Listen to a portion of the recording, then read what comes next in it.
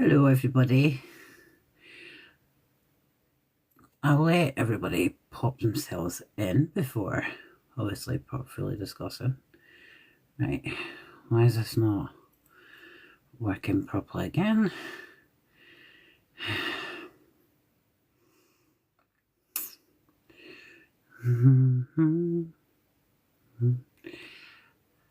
Hi Whitney, welcome in. Today I'm obviously going to be discussing Celeste Rivas Hernandez. As we all know, there's been a lot that's been come out about this case. Hi Emma. I was going to let some people come in before I do. Before I really discuss this. So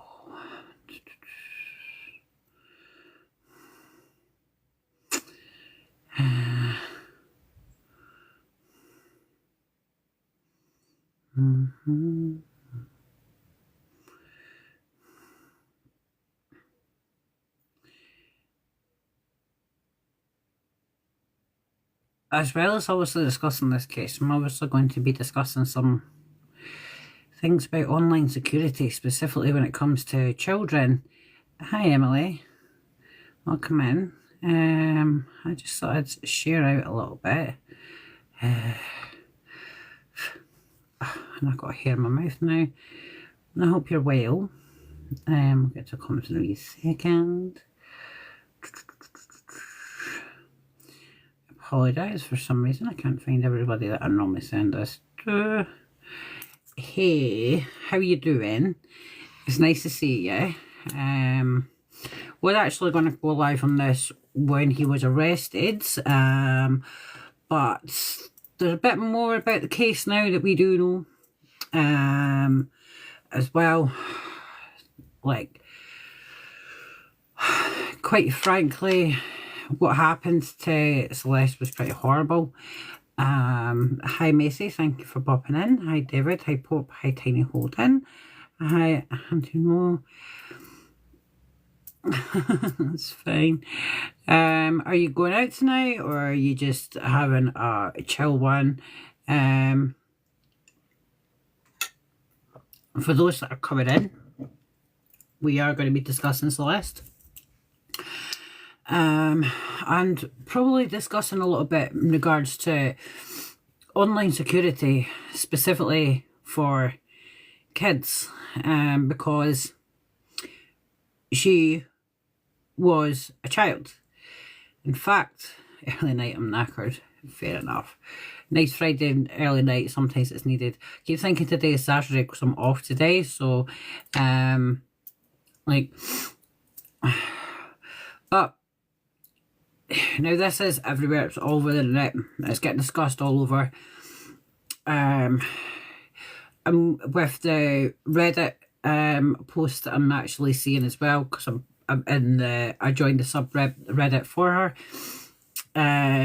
We pretty much all rejoiced when he was arrested as well, and then the charges came, and by golly, the charges are absolutely disgusting. But one of the things that one of the Reddit posters has said about the fact about we, as people, we kind of need to start maybe discussing children's online safety, because it is believed now, definitely 12-year-old, they were definitely talking, they were definitely in a relationship, but it was believed they started talking from when she was 11. Now, just to remind you, she was only 14-year-old. She was a 7th grader in America as well. Young, impressionable, and probably was quite flattered that an older man was giving her some attention, which I think makes it more difficult in regards to this when it's discussing about as well, is the fact that there's a lot of people that say, now I just want to put this out there, there is beyond a reasonable doubt that they were in a relationship.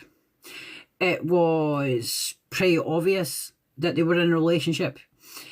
We now know, thanks to the brief preliminary hearing yesterday, which has been delayed till May the 1st because defence wants the discovery.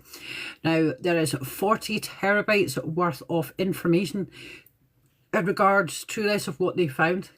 There is still an open search warrant for one of his devices, but on his iCloud, there was a significant amount of child pornography. And I'm saying it like that because, you know, I don't know if I can change this now, actually. No, I can't. Right, so actually, as soon as I am discussing child safety on the internet and how easy it is to be flattered by an older person's advances, the attention. One of the things that was concerning, and I was really glad that people in the comment section of this one, was there was a 16-year-old who said that she was talking to somebody that was in their 20s. Now, quite frankly, who in their 20s wants to date a child? I'm talking about this from a standpoint of I was a very impressionable girl. I am, as I now know, a lot more vulnerable as well because of my ADHD and autism. Probably craved some attention as well. This is nothing on Celeste family in the slightest. This is just a general conversation in regards to children's safety on the internet. I was 17 and I was, in no sense of a manner, groomed by somebody that was double my age. And when I was 18 and he was 36, we started a physical relationship. Now, obviously every time that I ended it, there was a bit of emotional blackmail to get me to go back, because I had been groomed for a year before anything physical had actually happened. And this was obviously somebody that was older than me. They were actually a boss. I'm not proud of this in the slightest. The reason I'm discussing this is because to show that it does happen, and it has happened to a considerable amount of people. When I did finally break free of the relationship, it was still incredibly difficult. And it would have been so easy just to fall straight back into the relationships that we had because it had gone on for quite some years. I craved attention, being the black sheep of the family, I suppose. It was easy to attach myself onto the attention that I was given. But what 36-year-old really should be thinking about dating an 18-year-old? It's just like what 18, 19, 20, and he's now 21-year-old would think about dating a minor as well. Specifically a person that is wanting to make a name for themselves. He was initially known for doing streaming of, he was making up songs, of course, in his cupboard in his mum's house, as he had stated in interviews when he had discussed about the music that he was doing. But he had also done a lot of streaming of games. I think it was specifically Fortnite, if memory serves me correctly. He garnered quite a significant following. Probably adored the attention that he was getting as well. But he was dating a child. There is, regardless of what happens during the trial, which is going to be a first-degree murder trial, regardless of what happens during that, there's 3 separate charges that he is up for. One is first-degree murder. One is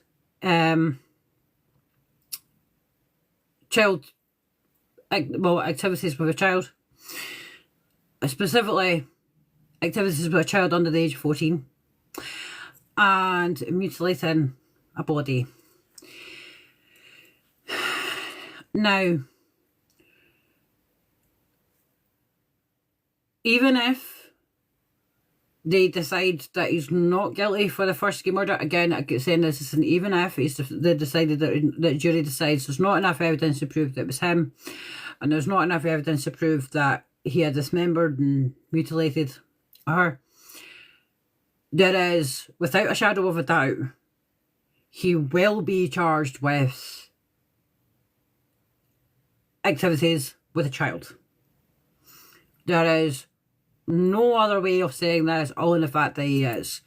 So anybody that is still defending David, that still believes he never killed her, okay, put that to one side.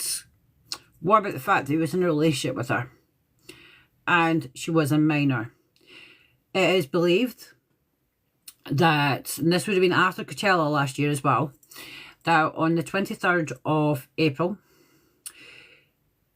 it would appear that he lured Celeste to his property and she was never seen again. Yes, lock him up and don't release him. I 100% say that, even just on the activities with our child. But it is believed, and I'm not a huge fan of the DA, Nathan Hochman. However, he was pretty clear in what he was saying on Monday. Couldn't have been any more clear if he tried. Actually, I should have it if I go on to my other...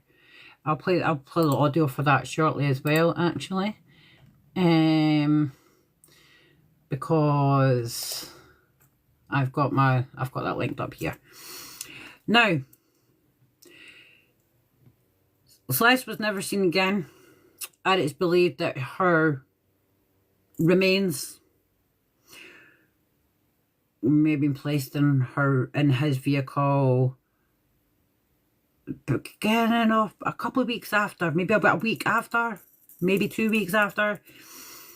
Now, she was in quite a severe, significant decomposition, because that was from April, 23rd of April, to the 8th of September when her remains were found.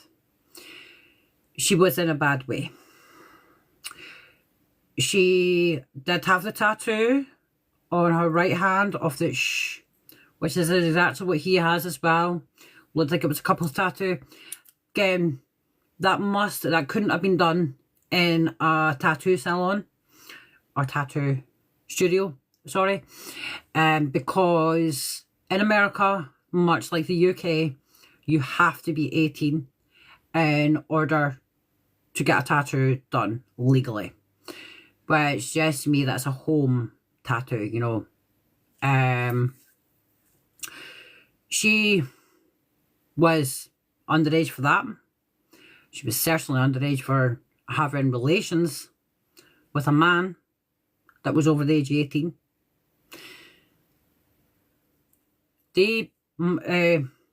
Which I will play in a second, but Hochman said that this was a lying in wait charge. Now, lying in wait charge is almost like a premeditation. However, premeditated is more a case of that can be within half an hour of the murder, it can be a day of the murder, or it can be a week of the murder.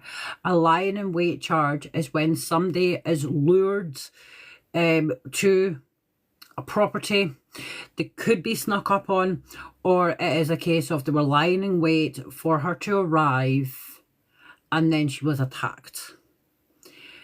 There was multiple penetrating wounds, and there was 2 significant ones that did end her life. One was quite severe damage to the liver. I've read the report. It is such a difficult read. It is all on the internet. The judge had made a decision on the 22nd of April after the formal charges were brought against the singer that he would release, because one of the things that has been mentioned is the fact that it was never released. It took them a long time to find out exactly what had happened to her. The formal facts of this was in December. I can quickly read this out. Now, the cause of death. So, Celeste Rivas Hernandez, cause of death was, she was alleged, a 14-year-old, just remember this, 14 she was. She was found after her 15th birthday, but she was already dead.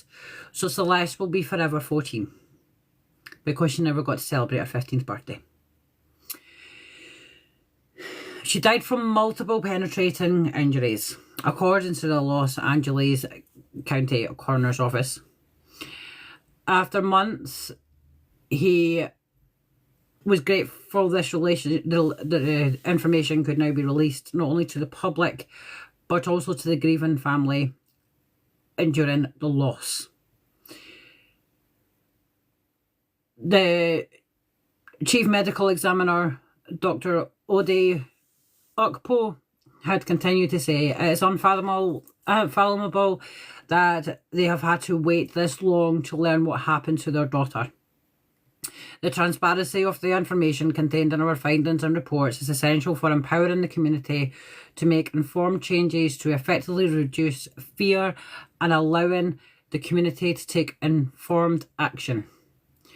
Rivas's body was discovered on September the 8th, 2025, in the trunk, which is a front trunk because it's an electric car, of a Tesla belonging to David, whose real name is David Anthony Burke. Her head and torso were wrapped in a cadaver bag, with her legs and arms wrapped in a bin bag underneath. And she was in a severe state of decomposition. In fact, so her face was skeletal. The skin, obviously, you have the sloppage that happens where the skin will come away from. And it was mentioned that she was missing an eye. Now, this was, it's horrific, Mary Lisa. It's like, it is a poor baby girl. She's just 7th grader. You know, she was only 14 years old when this happened. And even if she was 15, she'd still never have happened. She's a child. An actual child. And fell in love with somebody who took advantage of her, quite frankly.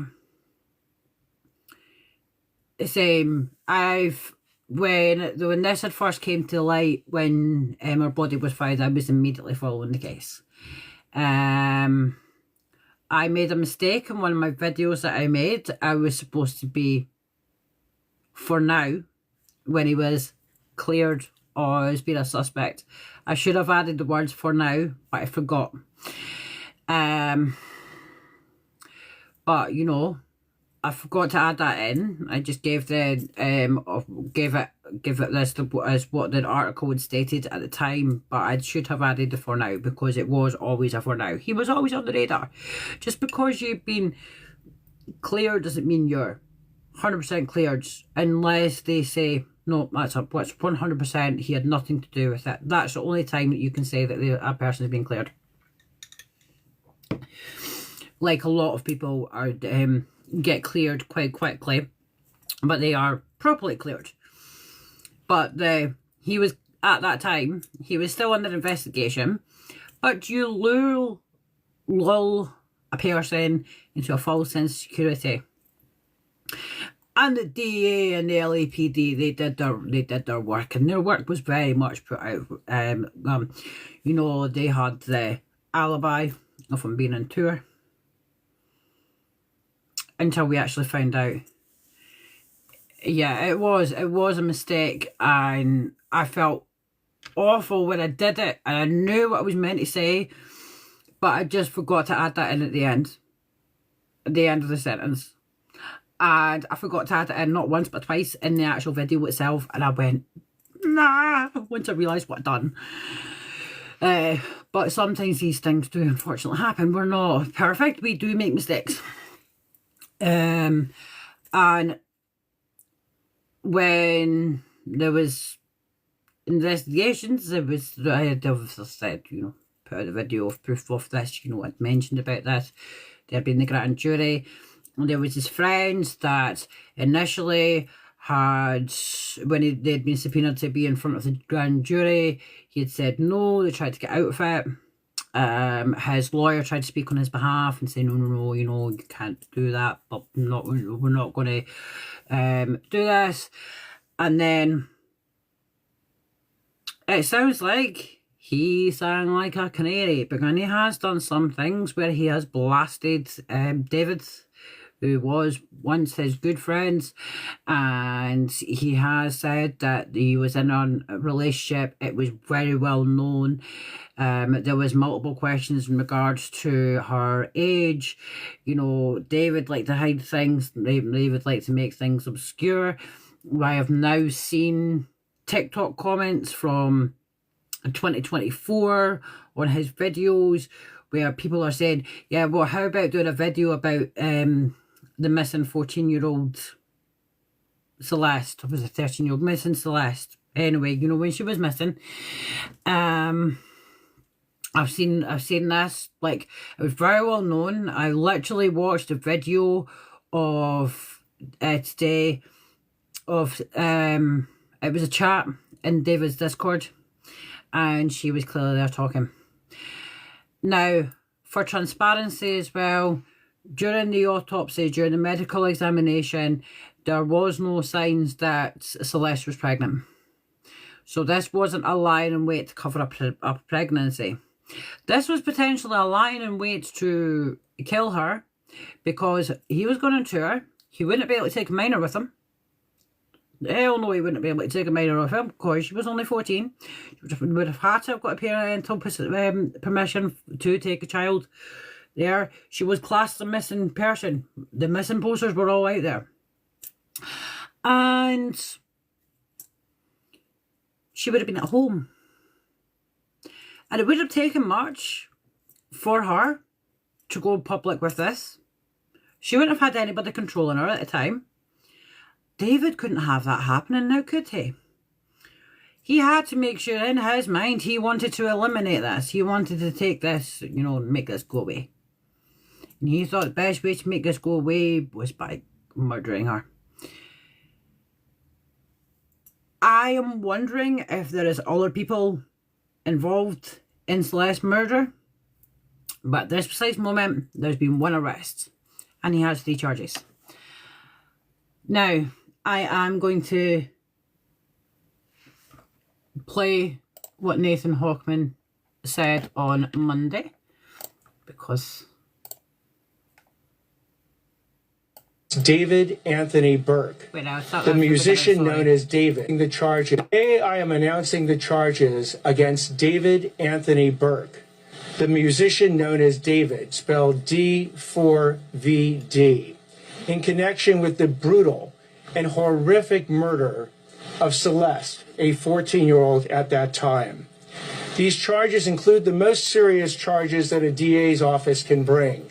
That is first-degree murder with special circumstances. The special circumstances being lying in wait, committing this crime for financial gain, or murdering a witness in an investigation.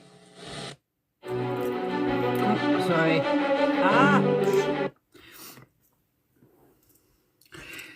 But that was obviously just the part where he had mentioned about murder. Obviously, there was then additional charges. There was the two additional charges, and one was interference with minor, specifically under the age of 14,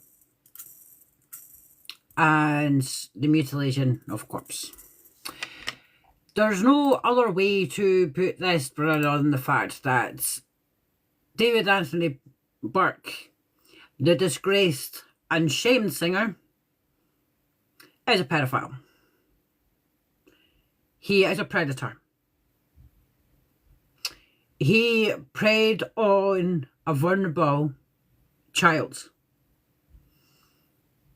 A child, it was believed that, alleged that they were initially talking when she was 11. But there was proof that they were together from when she was 12 years old until she was killed on or around the 23rd of April 2025.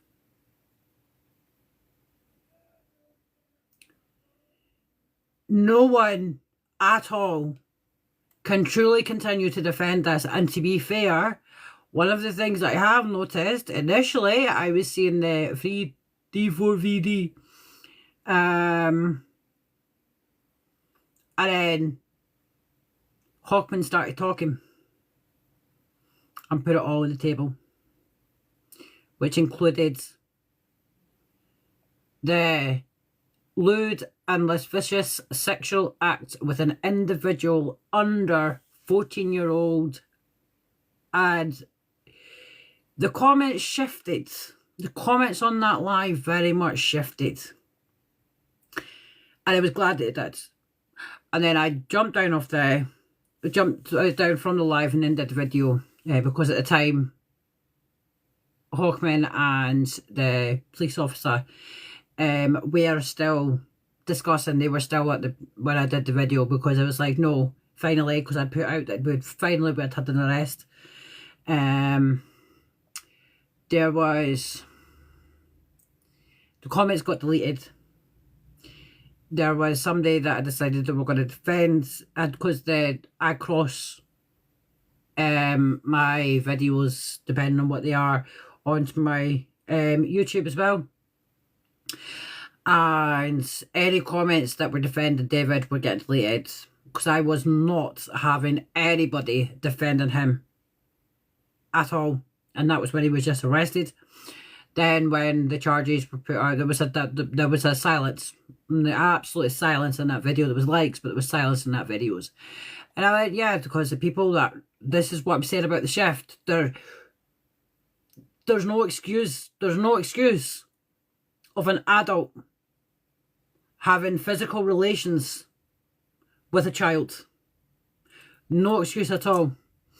Now, the circumstances that I'd obviously mentioned at the beginning of this about what I went through when I was 17 and I was groomed for a year, and I started relations with a man that was of 36 years old when I was 18, which is disgusting when I think about it. It couldn't have really been stopped at the time, because I was naive. I saw out that when I was getting that attention, I accepted that attention. But in this day and age, in this digital age, I was discussing about what I could actually say during this part of this. Now, I remember a few years ago, sadly she's no longer with us, my friend, she had a daughter who was between the ages of 12 to 15, who thought that they should put everything on social media. They had an Instagram account, they lied about their age in order to get the Instagram account. They had a Facebook account, they lied about their age in order to get a Facebook account. When I say they were putting everything on social media, it was everything. School timetable, school uniform, everything was going up on social media. And I had concerns then, and had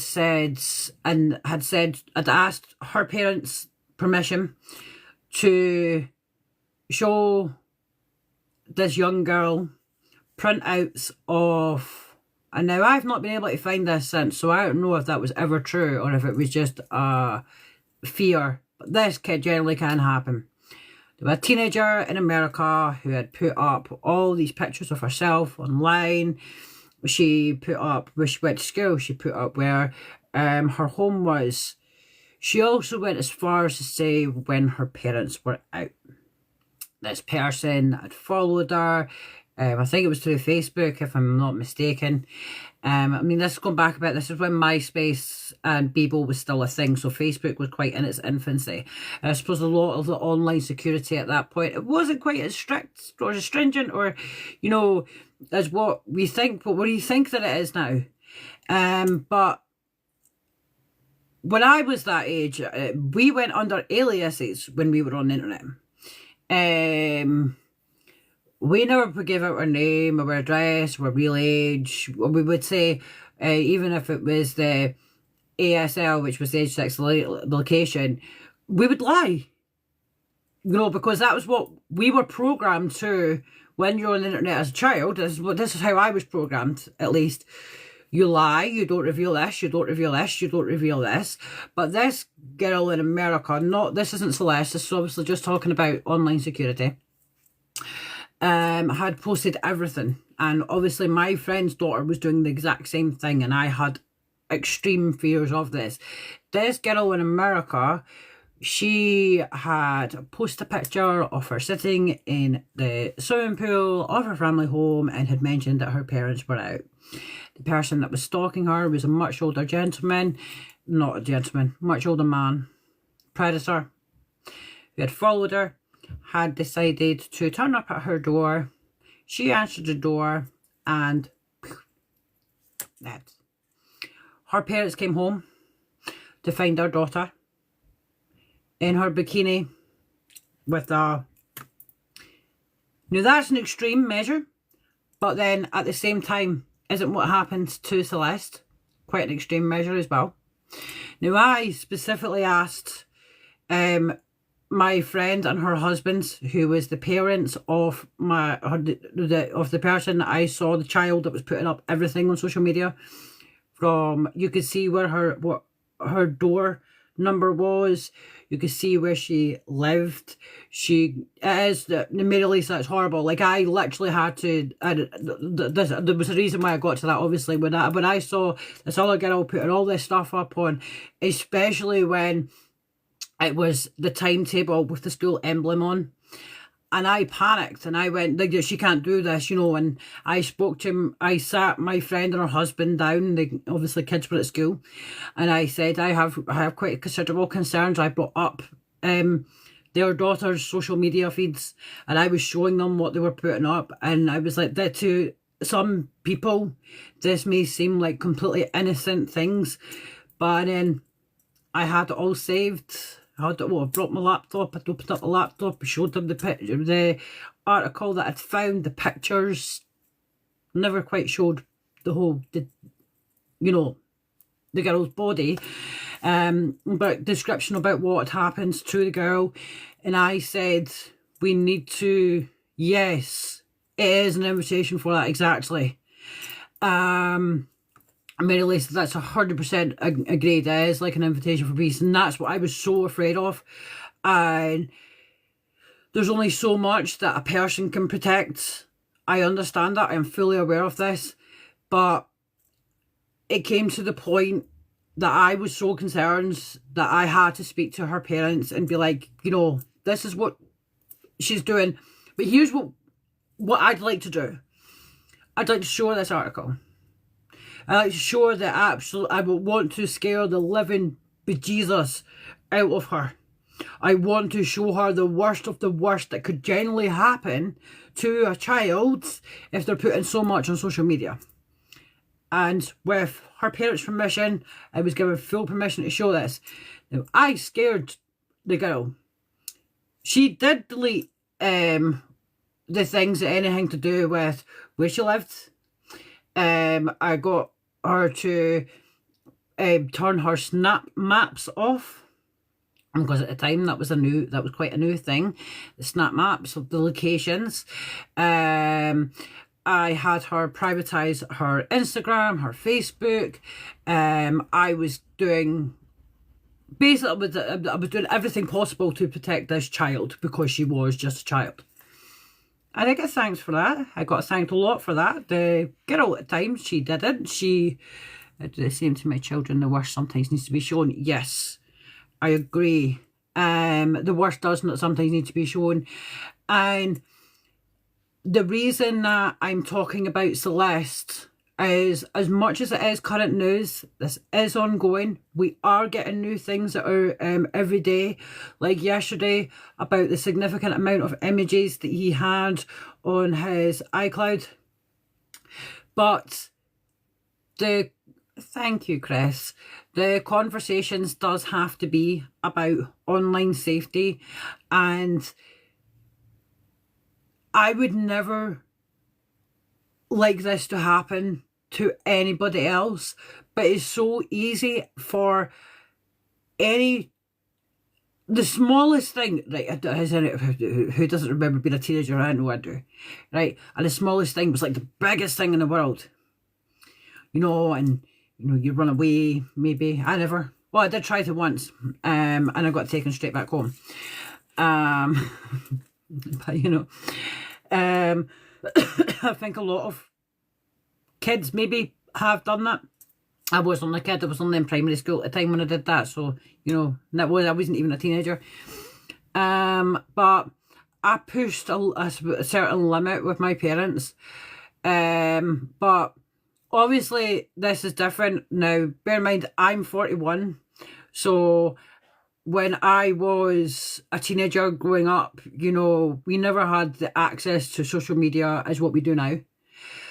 But still, when I was on the internet, a parent was there. And if it wasn't, a full-on adult was there.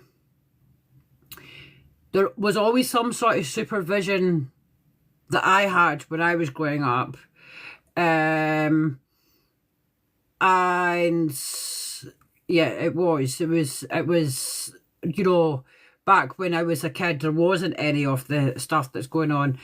But I see what I see on the internet and what I'm continuing to see, and there is a very, very, very dangerous precedent, especially when it does come to children. And that is on gaming platforms like your Roblox. We've heard it. It's on, you know, just in general, like the gaming platform area, the PC, Xbox, PlayStation.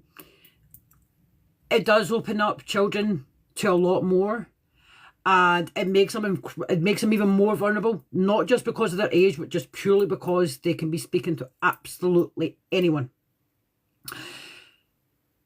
I remember the argument, it was a couple of years afterwards, when I had spoken to my friend's daughter about online safety, and it was the decision was made that her mum and dad had got her passwords. It wasn't to constantly check up on her. It was just as a safety measure. And the safety measure was always within view of their daughter until one day she went absolutely insane at them. But we check her phone. So they would check, obviously there's only a certain amount you can check on Snapchat because it deletes really quite quickly. They would check her WhatsApp, they would check her Insta, they would check her Facebook. And it wasn't to be horrible. They found out that a creep that was actually talking to her. And put it this way, that person's very lucky that I didn't know their exact address, because I went to school with that creep. And because he wouldn't been around to tell the tale, I know he's this person, but he was talking to her. And I said one of my concerns was that the teenager's profile was set that because the teenager had made it when she was only like 10, she had lied about her age, it put her at the over age 16 bracket as well, according to what our social media showed. I'm not saying a parent needs to be all over everything.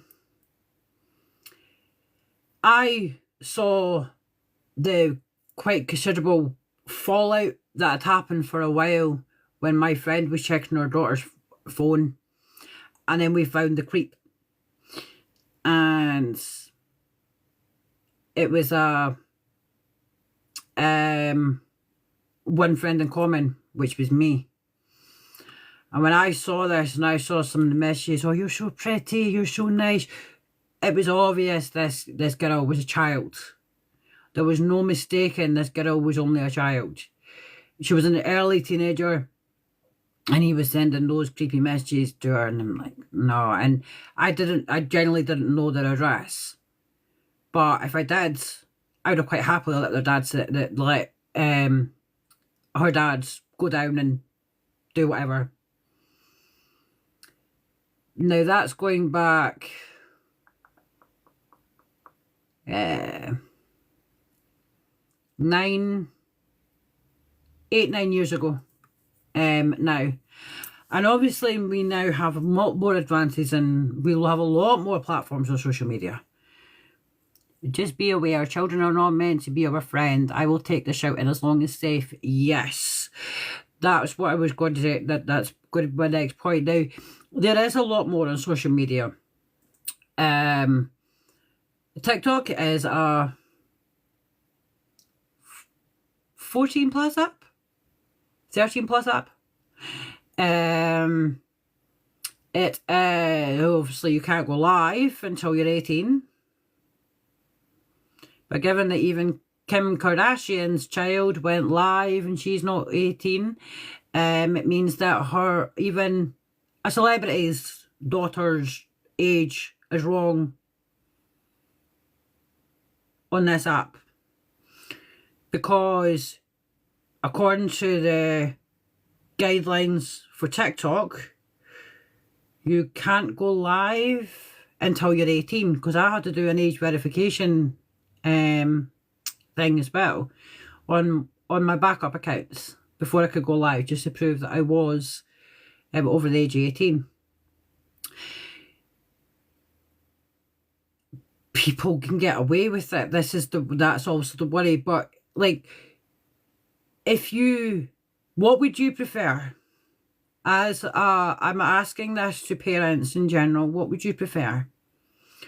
Your child to shout and scream at you and fall out with you because you're checking their phone? Or would you prefer your child to end up like Celeste? That sounds extreme. I am 100% aware of this. I'm not a parent. But I cared considerably for my friends' children to make sure that they had a significant amount of online safety. I care about this case because this is the world we live in now. We live in the world of social media. I don't want to see any other child to turn up dead. In fact, I need to find it, and I will find it, and I will share it. But her high school teacher, remember she was in 7th grade, had said that she went missing. She met a adult on social media. He was famous. He groomed her. There's no other way to say it. He groomed her. Made her feel special, made her feel wanted. Maybe even regardless of what love she had at home, she was known to run away a lot.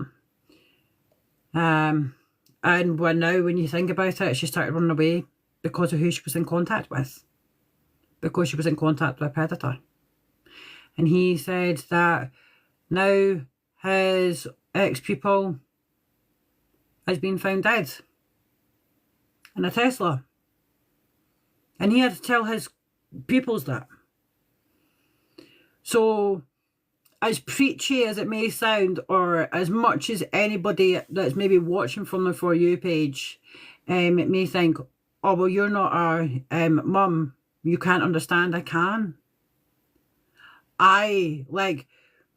I'm not going to lie, some of the things that come out of my friend's daughter's mouth to her mum, I was utterly disgusted at. If I called my mum some of the names that she had called my friend, I wouldn't have lived to tell the tale. Well, maybe that's a bit extreme, but I would have been pretty damn punished. She got, like, this young lassie really did quite get away with it. And even with all of that, like, I did give a damn. I gave a shit. And Mary Lisa, you are exactly correct. All children matter. I don't want to be talking about more. I don't want to talk about more of these cases. I don't want to be discussing another child being preyed upon by somebody famous, by a grown-ass adult. If you take Celeste out there, this has been spoken about before. There has been instances that people have been killed because they've met an adult on gaming platforms. Now, it was pretty obvious that I've seen the pictures, I've seen the videos, I've seen the clips of the lives that they had, I've seen the Discord, I've seen, I've seen the voice chats, I've seen it all. There was no mistaking that this young girl, this little girl, this child had been groomed from an adult. There was no mistaking this in the slightest, and I would never want to think that I would have to do this on another one quite so soon after Celeste. When I think of all the children, when I see kids going missing all the time, I think the worst. And that's a horrible way to be. I genuinely do think the worst. And if I posted them all, I'd be posting about them all day. And you may think that I cherry pick on what I'm discussing, but I don't do it for a specific reason. I know that there was a thing going around for a while on social media to see how long they go missing for. But fall out with your kid by checking their phone. Make sure you've got their passwords.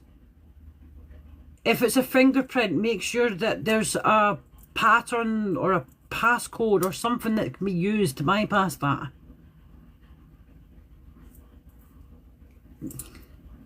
Thank you, Mary. Sorry, Lisa. No, I do.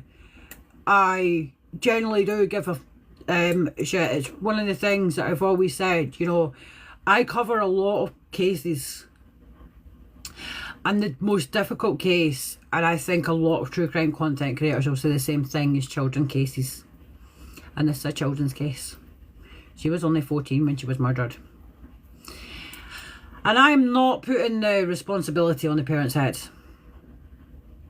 The responsibility lies at the predator, and that is David Anthony Burke.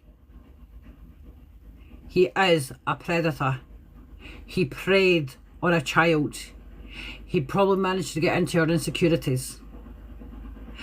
Adults can get groomed as well.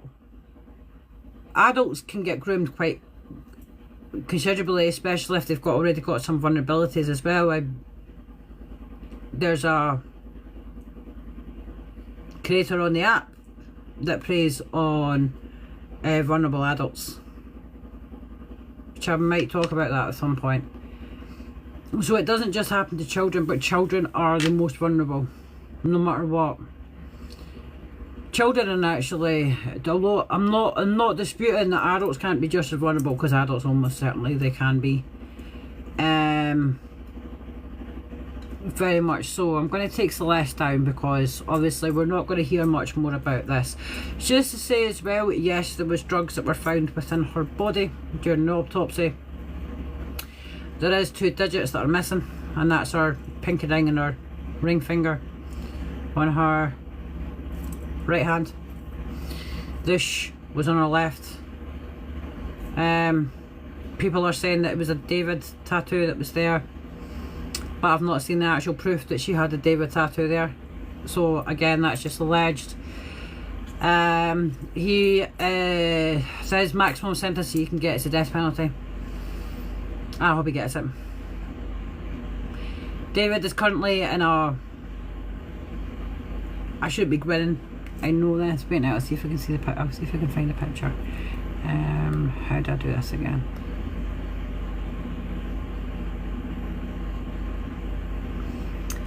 This is a cell that he has, and I'm not coming off the screen at all.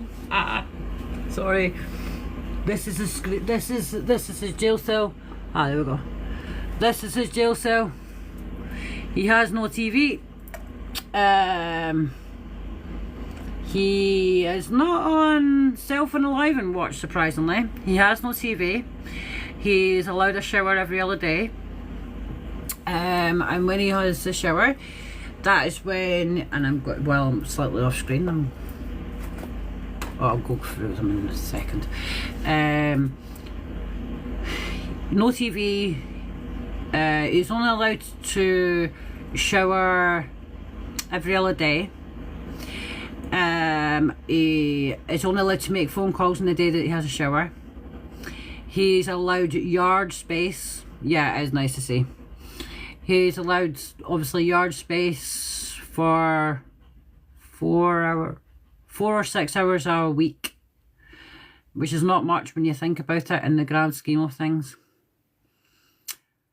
And he's in segregation. He got moved to segregation once the child interference charges came to be. So that is his cell. That's his holding cell. That's the hell that he is currently in. It is horrible. It is disgusting. It is absolutely every single thing that he deserves. Everything he deserves. Oh, there we go. There you go. This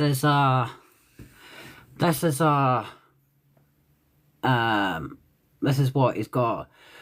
So this is according to TMZ, of course, but somebody was nice enough to, and I can't see the full lot, but escorted from his cell to a shower, which is only allowed every other day, only allowed to make phone calls on the days he can shower, gets 3 hours of recreational time with fresh air per week, has no contact with inmates during other recreation, no access to a TV, cannot have visitors at this time, reportedly has no money on his books right now.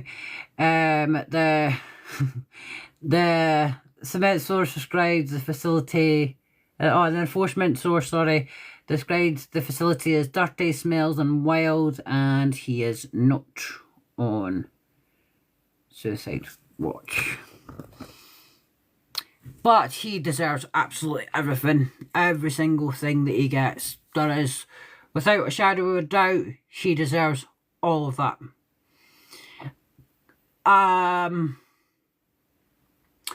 There is a small part of me that wonders if the not being on self-unaliving or self-deletion watch is sensible. Because for somebody that was perpetually on social media, his life with social media, his life evolved around social media, who is allegedly, it's a milkshake.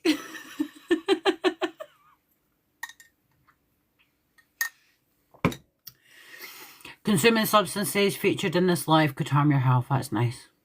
Milkshakes can harm your health. Mind you, saying that, I got one of the warnings when I was talking about ham and cheese pineapple pizzas. So I think it could be the fact that I discussed specific things there, which could well be.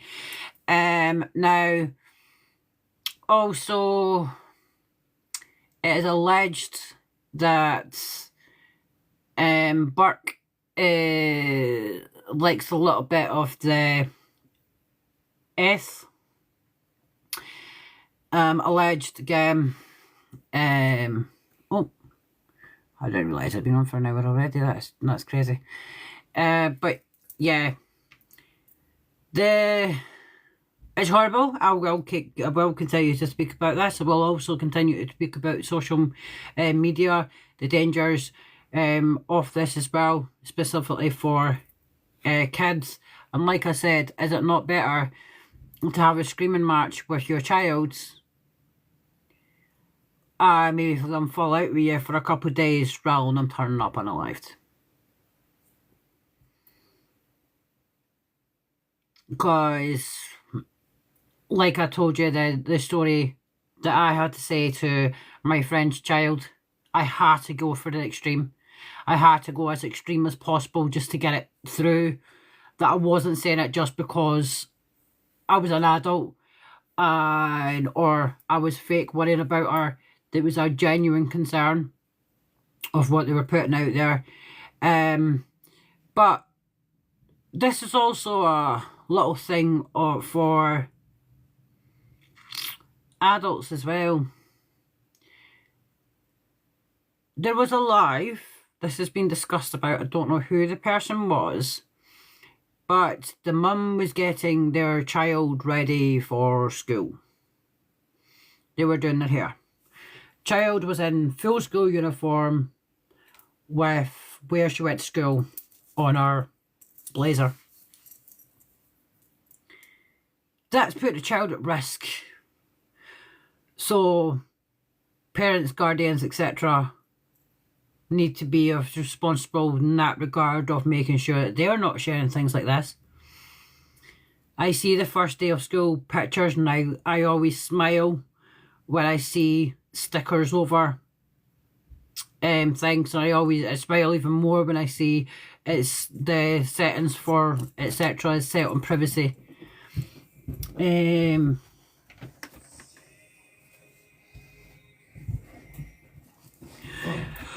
Oh, wait a second. Chris?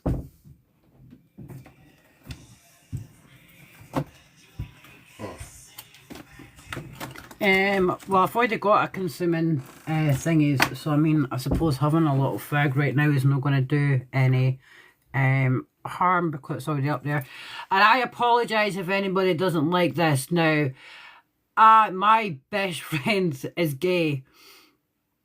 And whenever I used to say, oh, I'm away for a cig or I'm away for a quick smoke or stuff, he makes a joke of, oh, you're away for one of me. You're away to smoke one of me. Now, I won't call that to him directly, but I do call cigarettes the Scottish word, and I'm sorry if that causes offence to anybody.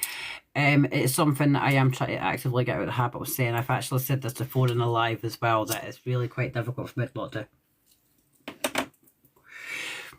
But again, I will say this, like, as adults in general, if you see something that's concerning,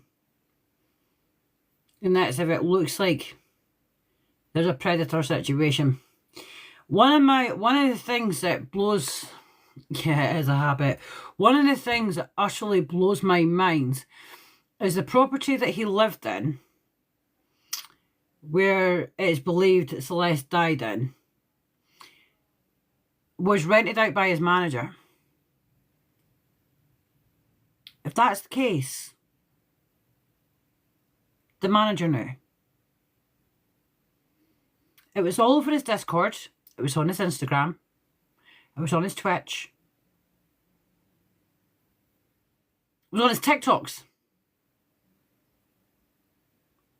It was absolutely everywhere. If you see something that does look concerning, and that is what looks like an inappropriate relationship between an adult and a child, report it. Even if it turns out to be nothing,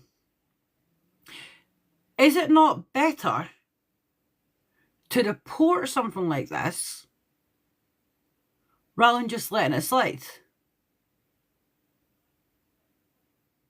Because if I saw something inappropriate, you bet your arse I will. Like,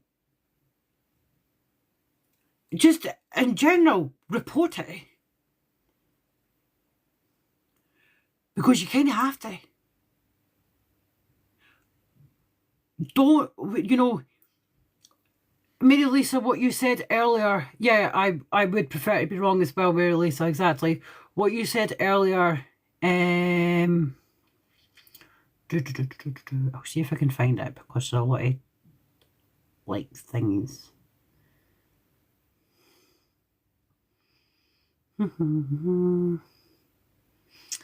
This one.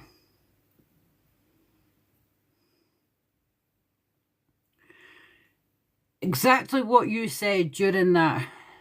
Be aware, children are not meant to be our friend. I will take the shouting.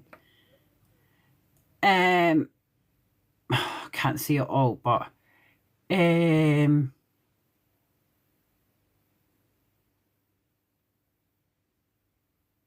okay, I've prioritised your comment because that's been kind of helpful to see and helpful to go back to as well. Helpful to go back to as well.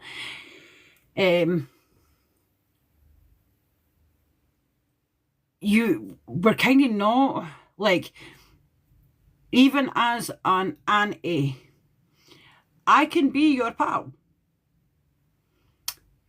But see, if I say something wrong, I'm not just going to let it slide. I'll tell your man. Or your gran, or your dad, or anything. Because a lot of the times when I've been an auntie, it's been because that's my friend's child. But as an actual auntie, well, I do have nieces and nephews, so I'm not in contact with, because I'm not in contact with my family. But I have new family. I have Chris's family, and he's got 2 nephews and a niece. And if any one of them were doing any of this, or if I thought that they were in trouble or danger in any way, shape or form, Chris would be the first person to know, obviously, because I would discuss it with them. We had concerns. We would bypass speaking to, well, I think he would be the same. We would bypass speaking to his nephews or his niece, and we would go straight to their parent and their grandparent. And if I thought some person was being inappropriate to them that was a grown-ass adult, I'd phone the police. I'd report it on the non-emergency tip number, which in the UK is 101. And if I wish I knew the non-emergency line for America, but unfortunately I don't. But yeah, I'm glad.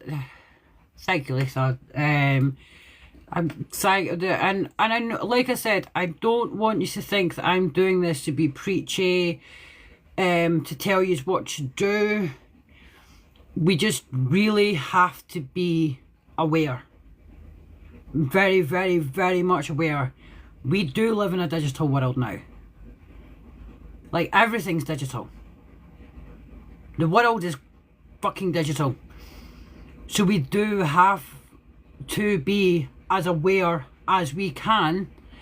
And part of awareness is, if you see something, say something. And that goes for all walks of life. And it sucks, and you might think, oh, she's just saying that, but I'm saying it for a reason, and I'm not saying it to be mean. Like I said, I'm 100% I'm not saying it to be mean. We don't want another... Oops. Of course it's just done that. It's doing my head in. We don't know, we don't want another Celeste. Trust me, I'm a strict parent. I am 100%. Yeah, I mean, like I said, I'm like, it's a candid conversation, I suppose, because as much as we need to talk about Celeste, because she is a victim, unfortunately, we're not going to get much more information other than what's already out there. I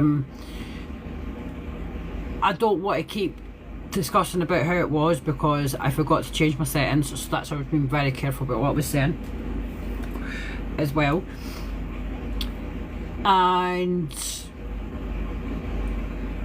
But just in general, we do, as adults, we kind of have to take responsibility. And I'm so mad that not one person said anything. So to me, it seemed like they're just as bad.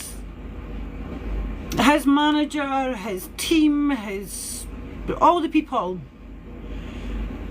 And when you hear some of his songs as well, it's like, well, you just tell us? Were you just telling us what you did?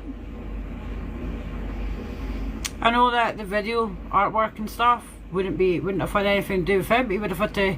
Yeah, they did. They knew and they said nothing. That really annoys me. 100%. I don't. The only.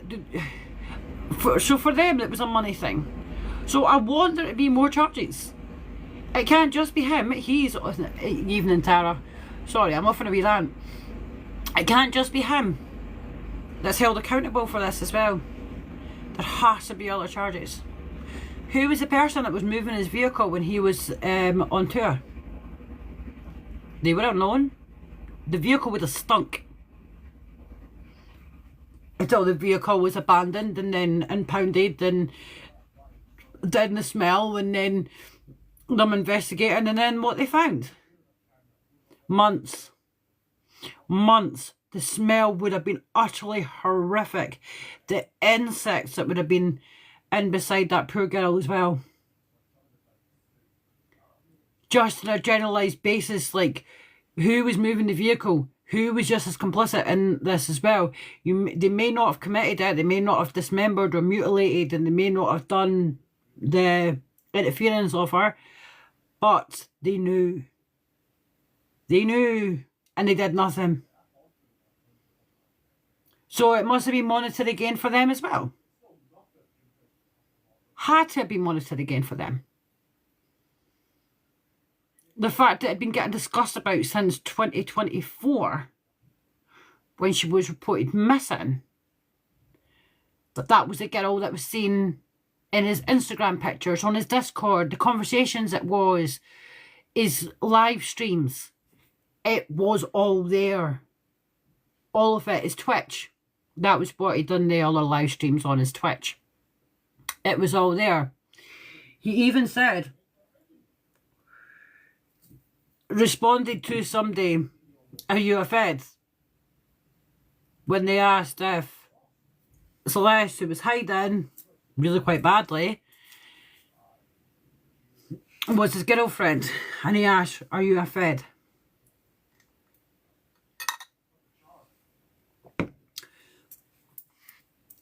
That was 2024. It doesn't. Thank you so much for the follow, Nikki. I know I kind of ranted there, but it's really incredibly infuriating me. We are seeing a consistency of things coming out about famous people. Okay, we have R. Kelly, who will not get out of jail. We have Diddler Diddler, who, how they never had more proof, and who now thinks he might have a loophole in order to get himself out of jail. But if I go off on that tangent, I won't stop. You've got the Epstein files.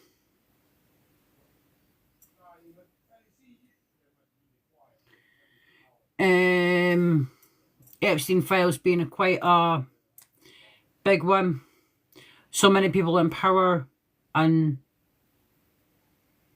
we're seeing arrests elsewhere, but not in the UK, not properly, because they get arrested and released. Turned out that the BBC said that, although the BBC, what I'd say about the people, I'll go back to that, but BBC said that once the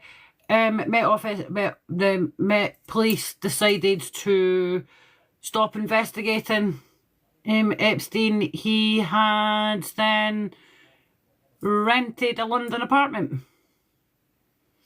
and would have had victims there.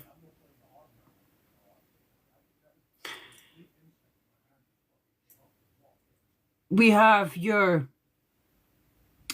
Jimmy Savile, the big one, who did some of the most horrendous things, had a knighthood, had had charities in his name, who had his own room in a hospital and had some significant amount of access, and they decided that the BBC bans the Sex Pistols from the radio and from TV because how dare one of them say anything about Jimmy Savile. Again, when I was growing up, you had your Rolf Harris. And I remember that my body's your... Not mom. My body's my body's... No bodies but mine. You got your own body, let me have mine. That was his song. And he was a predator. And you have Gary Glitter. That's another one. Predator in plain sight. There is a lot more reports coming out about celebrities that have been a long time dead that have done some unthinkable things. Inappropriate relationships. I would love to do, or to hear awarenesses happening in schools. And I've been saying this for the longest time. Proper awareness happening in schools, proper assemblies, specifically aimed at young girls who are in their teenage years, you know, get a bit of attention from an older man, suddenly feel really flattered, start relationships with them. I would love there to be, thank you, Mirangels. I would love there to be proper communications given to these girls to highlight the actual danger and to highlight the fact that when I had obviously had the conversation with my friend's teenage daughter, and I found out a little bit later on she was 14, 15. Thank you, Tara. She was seeing somebody that was a bit older, so I told her mum. She went, I got called a few things, but I didn't care. And then I told her, because by that point I knew what had happened to me. I hope you're well, Mirangels. Was a grooming situation, and I might have been a bit older than her, but he was still double my age, and I was groomed for a year before things got physical. So that can happen to pretty much almost anybody. But when I turned 36, and it was a friend of mine that knew all about this, that I'd had long conversations with, and it took me a long time to realise that it was a grooming situation and I was a vulnerable person. And that should never have been. So when I had turned 36, my friend said to me, so would you go with somebody that was only a teenager? And I immediately went, oh good God, no. And he said, why? And I was like, because what has a teenager and me got in common? And then that was when it was he'd done obviously the conversation saying, so why is your relationship with the person that was double your age, why is that any differently? Why is that not icky? And even though I discussed it and I realised it was wrong, it actually put things into a massive amount of perspective for me as well. What is a grown-ass adult at the age of 36? What do they see in an 18-year-old? An immature, naive teenager, all in the fact that I'm being a predator and it being about control and things. So that's what I think that... I showed my daughter the film of the girls in the kebab shop and that traumatised her. What film of the girls in the kebab shop? If you don't mind my asking. So I'm not sure what you meant. Sorry. I'm totally putting you on the spot. I do apologise. But I'd love there to be a little bit more awareness, like, because it needs to be discussed. It totally needs to be talked about. We can't let this happen again. Celeste deserved the world, and instead her life was taken and she was only 14.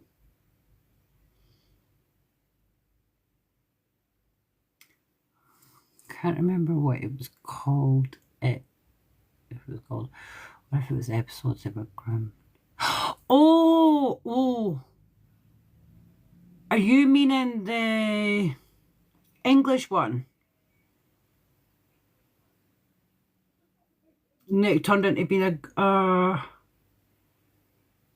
grooming ring, or is that... Yes.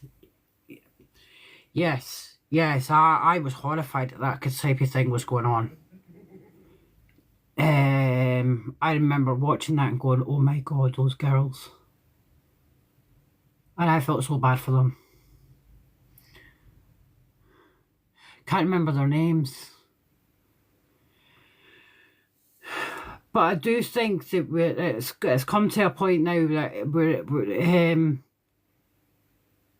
just discussing it isn't enough. We need to be continually discussing it. I mean, awareness comes in all sorts of forms, and the more it's spoken about, the more that people will hear what we're talking about, what we're sharing, etc. Because it's not just kids that can get groomed. Adults can get groomed as well. Manipulated. After Dark Coffee and Crime yesterday, near the start of our live, was talking about a scamming situation. My field that I work in, I've had to deal with vulnerable adults that have been a victim of a romance scam. And I've seen how utterly horrendous and how this destroys lives. Obviously, there's only so much that one person can do, but there's a lot of support and help that are out there as well. But that's it's not seen as grooming, but it actually totally is. It's just a different type of style of grooming. Vulnerable adults, as you know, especially on like say social media platform apps as well. We could, nobody really knows what's going on behind closed doors. Nobody really knows the person that you're talking to, etc. You see snippets of people's lives, the short conversations, the little comments here, the little comments there.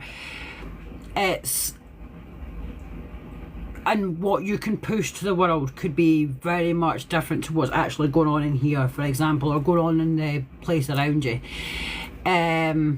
Obviously, I've shared a lot of, over the last few months, I've been a little bit more open about what I've went through in life, with my work in life. I've obviously shared a grooming experience there that I've been through. I've discussed how I was SA'd by a family member. I discussed another family member who had been SA'd as well. It's like I've shared a little bit more, and obviously I've shared about the fact that of my finding out that I'm autistic and I've got ADHD, and that was a massive weirdness thing that had went off in my head, but then it all made sense and why I'm so very easily manipulated and stuff. But it's a lot of other people that their app is their escape, and I see it time and time again. TikTok creators can sometimes really quite focus in and narrow in on the most vulnerable in their community, and they will use that for their personal gain.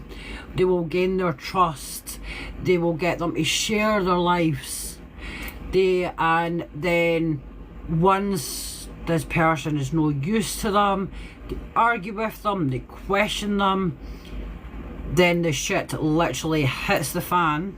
And this happens on YouTube as well, so it's not just here, but just because we're on TikTok, I'm discussing it from the TikTok perspective. And that person that was really vulnerable and is really cocooned in such a small community, but might be seen as a big community, but you know, they feel they have to mod, they feel they have to be on all the time. I've got mods that aren't even here, because I don't expect them to be here all the time, because people have their own lives, but there's people that expect their mods to be there 24/7 when they're live, when they're not live. Some of the secrets that they've shared or some of their personal experiences are then outed in such a significantly horrific way, and it's horrible when you see this, and this poor vulnerable person gets dragged again and again and again and again, and there's some creators that don't know how to let it go. And if anybody wants to know exactly who I'm talking about, for one main person that does this, that is unfortunately in my community, which is a true crime content community, is Hayley Comet. I don't mind you watching her. Go ahead and do. But the way she uses and abuses the sort of feeling of power that she seems to have over people is utterly disgusting. It's revolting.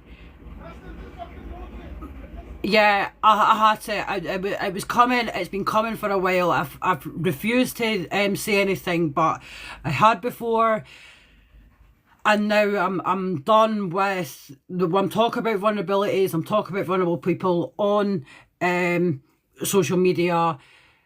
I have seen this now. There has been people that have come away from the community, like, and you know what, I met some of the most amazing people that have come away from the community. I like the Scottish ones. Hi, if you're watching. And they've been amazing and they're so lovely. But then they feel bad for what they did whilst they were part of that community, and that's horrible. I would never expect somebody to be constantly just watching me. You go watch whoever you want to watch. When Hattie, for example, pops up treasure boxes, I don't expect you to put from you, Gemini and AD. I would never have thought half of them. Yeah, and when the truth comes out, she says they're just joining in the hate. Yes, it's true. The only proper interaction I've had with her was when the John George case. Everyone knows the John George case. He went missing in Spain, turned up dead. There's one person that has been, because he was living a larger than ever life, he's been held back on remand again. We don't hear a lot of it because Spanish authorities won't release a lot of information until the trial happens anyway. Whilst this was all ongoing, it just so happened it was the first time she'd actually ever come across on the For You page. I'd heard about her, heard about bad things. I'd seen some of the awareness videos, and had also been utterly appalled of the Highlander thing they put across. Now, for anybody that doesn't know, there was this man who was called Highlander. It was all capital letters. He was from Scotland, and he claimed that he was a grandfather of a little girl who was murdered in the most horrific way in Scotland. He initially, I let him get a few minutes, but it felt like it come to the point that he wanted to come in all the time. I used to do mental health lives on a Tuesday. It used to be a regular thing. I would let people come up, share their little stories and stuff, and if I could find it whilst I was talking to them, I would try and find them things that may help. Okay, I'm not an expert, never believed to be, but I love helping people. I love giving victims a voice as well, which is why I'll always talk about victims. And this is part of giving victims a voice, because there's been a lot of victims that have fallen into the comment trap, I suppose. And like, you can go and watch it if you want. I really don't give a flying fuck. You can watch her. You can disagree with everything that I'm saying if you want. I don't care. And this isn't about drama. This is obviously talk about exactly what happened. And one of the things that he had done, he had tried to get me to give him more of a voice on my platform. And Esther, my amazing and beautiful mod, we had a wee conversation, voice conversation on WhatsApp, and she had some concerns. She had concerns about the way he was being aggressively demanding to come into the box, aggressively demanding this. And when I did give him his time during that Tuesday live, the way he was being to me was really quite difficult. And it was really difficult to try and get him to come off the live because he was being really aggressive with me. And she obviously made me open my eyes and see, and she had also said there's a vibe that she was getting from him. And I'm too naive and I'm too trusting, so I never saw it. And she told me to be careful, so I did. And then after a while, I'd had to take a break from going live because I was being live regularly and it took a bit of its toll. Then I got sent a video. And I was disgusted. This Highlander, who had went round all the true crime content doors that he could think that he could go around, he was nothing but a scammer. He had no affiliation to a little girl that had been murdered in Scotland. He just knew very much about the case. And he would obviously do his homework before he came onto somebody's into somebody's guest box to have a go at them.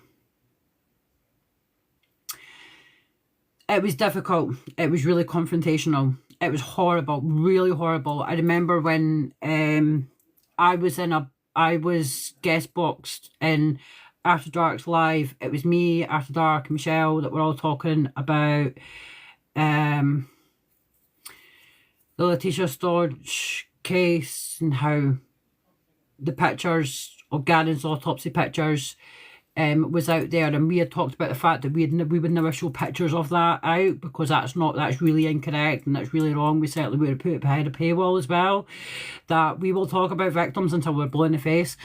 And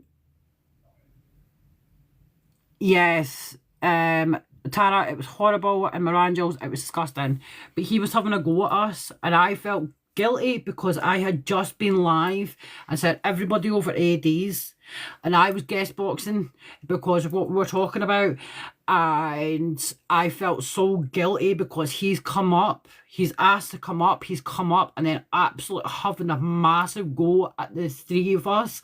And I remember sitting there feeling so bad because I told him to go over to AD's live to obviously continue to be able to talk to me. But because I'd obviously blocked all communications with him because it was something that wasn't, once Esther spoke to me and Esther was very honest with me, like Esther doesn't beat about the bush when it comes to this sort of side thing. She will just tell me, and I kind of need that on my side. I need somebody to be like, whoa, wait a minute, there's something dodgy going on here. And I'll, listen to that. And I'd been kind of like pulled across, but then basically Haley Comet allowed Highlander to use her platform to raise money for a bench in his granddaughter's name. She was sending people over to they were doing a lot of battles. She was sending people over. I'm getting sent these clips and I was like, there's something really wrong. I couldn't quite. Then it came out that it was all a lie. Haley Comet hadn't done her research. She gave somebody a platform and he was scamming people. He allegedly gave the money to a charity, and I say alleged because I don't know what had happened. because by the time that it all came out, I tried to find him on TikTok to see if I could see any of his videos, and he was gone. But on that video that I was sent, and I will never forget this, she blamed her viewers, so that's our subscribers, because our subscribers and our gifters and our viewers, for them not doing their homework and paying into the scam. And I had went, no. So anyway, I'd seen all of this with Highlander, and I'd seen some of the coverage that she had done on Jay Slater. And poor Debbie. Actually, Jay's family in general. Poor Debbie and the family. And Nicola Bully. Oh no, it wasn't her fault. It wasn't her fault at all. And Nicola Bully and the poor, what happened with Paul. And then I'm seeing, and I saw the Adriana Young coverage, and I had some serious concerns. God's sake, that's like blaming a battery for shocking if you look at it, clearly her fault. Yes, it was really bad. And it was during the Highlander thing that's when I made the decision, because as much as I heard it, thank you so much, Sarah, as much as AD had told me, as much as I'd seen it on the For You, I had to see it for myself. I had to see something for myself that would make me go, you did what now? Oh no, it's okay, honestly, we're just talking, I was just talking about vulnerabilities because we've just been talking about Celeste, and obviously she was a young girl, and I was talking about vulnerabilities of people on the app, and the story that, the reason why I'm obviously saying why you're discussing it as of this, and obviously one of the creators on this app that does go in on vulnerable peoples is unfortunately one in my community, who is Hayley Comet, and I had to discuss it. I'm not being a hater. She could still do better, right? She could have done amazing things on a documentary that she was going to be a part of, that they still used her videos but they never used her interview because she got dropped. And that was because, thank you so much, Sarah, that was because she had decided that she was going to go in quite hard on the hotel, and she mocked this, and there was voice clips all over and everything. I think Ginger Gemini, Fresh Clips, Safey, Call, they've all got them. You'd have to go searching for them for this. But they weren't doing it as a hate thing, they were doing it as an awareness. And so then I eventually got blocked from Hayley. Because the only reason I got blocked from Hayley was because during that thing of the whole John George stuff, she'd literally come up on my For You, she was live, and I was like, well, that was unexpected because it was just so opened the app. And I'd got a notification that somebody was live. It was probably AD, to be fair. And hello, Brother Fluff, and I hope you're well. And she was saying she was in communication with the person who is currently on romance now, because he had been bailed and he was living his life large and no remorse or consideration about what he had been arrested for. That was obviously the murder of John George. At the time, there had been no arrest at the time. But she was saying, oh, I'm in communication with him. I'm keeping an open line of communication. I know where he is. And I went, wait a minute, what? So I then went into the live, and I then went into the live, and I was just like, you know where he is and you're in constant communication. She had responded at the time, yes. Now you said, shouldn't you take this to the police? No, was what she replied. And then who are you to tell me what to do on if I'm in communication with somebody? And I went, we're both true crime content creators here, but couldn't you jeopardise something? I immediately got muted and then it was blocked. Because I questioned couldn't you jeopardise someone? Yes. But allegedly, she was in communication with him. And she knew where he was. And that's when the police were looking for him. So, and after that, I went, no. That is really wrong. Because I saw and it's not that because it brought a drama to her life, it brought a view into her life. And I hate the fact that it sounds like I am talking about the drama of this, but that is ultimately what happened. This was perfect in the course of justice. Thank you. I was then told because I should have screen recorded it. I couldn't go, it would have been called hearsay. Because I'm saying what she said, but because I got blocked for questioning, I couldn't go to the police about it, unfortunately. No, because she was responding back to me like this, and then she went, and then obviously one of her comments muted me, and then she blocked me. And she would have had to directly block me, because I know if I mute somebody, I don't know how to block somebody afterwards. Well, I know if I do it, like, if I'm doing it myself, I can block somebody that's been muted. But as a mod, I don't know how to block somebody after they've been muted. I can only do one of the two. I'm terrible at TikTok, okay? No, this was her live. This is what she was saying. She said that she was in communication with him. She said she was keeping an open thingy communication with him.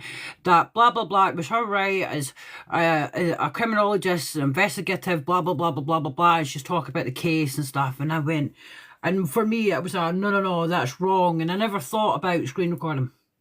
I wish I had have, but at the end of the day, hindsight's a wonderful thing. And I had some obviously concerns, and then the more, and then after that, the more that she had gone in on journals have been in production. Yes, they have, very much so. And then, but again, I wish I had a screen recorded it. But that was when I got blocked. It had nothing to do with who I was friends with. It had nothing to do with who I was following. I had been a mod for AD for years. We fell out briefly, and then when we made amends, and because these things happen, people I'm a stubborn bitch, and I'm not going to deny that. I am as stubborn as they come, and when we I know, right? But so it was never because of who I was following. It was never because of anything like that. It was purely for this. And I've never done any videos on Adriana Young. There was a lot of coverage already. And also because of what I was seeing, where at the time, it was just an arm that was shown. I was like, you showed that alive? You showed a dead arm? A dead person's arm? A child? On alive? Are you for real? And that's when I was just like, the gloves were kind of off a little bit when it came to her. And I joined an awareness, and it was purely for awareness, and I kept saying, no, it's not right. And wait till I say this bit. And I had obviously said at that point, you know, I'm not doing this as hate. I'm doing this as a person that's got some serious concerns about what is being done to potentially a vulnerable. And this is before it all came out about how she was manipulating her mods and how she was being horrendous to them. Vulnerability as well. She preys on some of the most vulnerable people that she can find. And she manipulates them into doing her bidding as well, but it's very controlling, it's very coercive as well. You can't follow this person, you can't like this person. I saw one of her mods pop up, sorry. Yeah, and only sick people will be able to see that. It's horrible showing that, even worse when it's not an 18+ live. Exactly, Mirangel's obviously this was a private conversation between the two of us. Now, a couple of weeks ago, there was more that happened over there. It was videos that were being shown.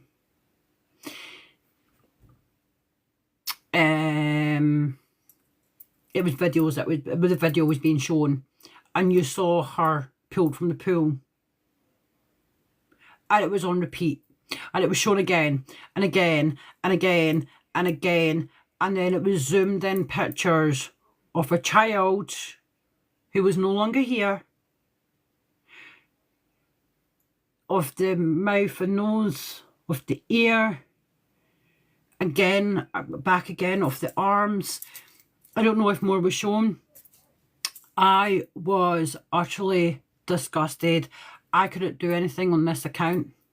And I am going to say this. Yeah, it was horrible. I'm going to say this, and I'm going to admit this here. So, on my backup account, it's kind of, well, one, it's private, which is kind of nice, because I know that you guys are on that one. I realised that I'm not blocked by very many people on that backup, because it wasn't account for long enough when it initially got pulled and I got it restored. And I went over and I realised the only way that I could obviously give any proof or validation of this was by trying to get a screenshot, but I couldn't take the screenshot fast enough. So because she was playing the video again for like the third time in a row, I did a screen recording of it. And then immediately reported. I was on the live reporting. I never said anything. I never liked it or anything. I accidentally reposted it, and I had to quickly unrepost it because I felt shit. But that would have come up as a notification on her that I did repost it. It was an accident, though. I went to the report. I went to hit the button of the report. It said the report, I hit repost, and I went, fuck. And then obviously quickly, and I knew that it's not that, because obviously there was cam 2 going on at the time. So I know that they would have seen this, and I was literally like, I hope they're not thinking that I did that for like purposely, because I really never. And I was panicking by this point, and I'm trying, and then I've come out of it and submitted a proper ticket to TikTok with the screenshot of what she had shown. And TikTok didn't say there'd been any violation, and I was utterly disgusted. TikTok, you need to do better. I made a mistake. It's actually like a picture of someone you don't follow but are spying on. Yes, exactly. I was literally like, I can't believe I just done that. Because again, it would have popped up as a notification, so, you know. But I was utterly disgusted and utterly appalled. It goes against, I figured it out when I was doing the individual reports. It was 4 different community guideline violations that she done. Yet TikTok never took her account. You did TikTok account. It's a milkshake. Actually, didn't tell TikTok, but it's buzzballs. But I just made it look like that. But it's already got a consumer thing anyway, and they didn't think the milkshake is. But I thought I'd make it look like a milkshake by even put Hershey's chocolate syrup in it as well. No, it's chocolate milkshake, honest.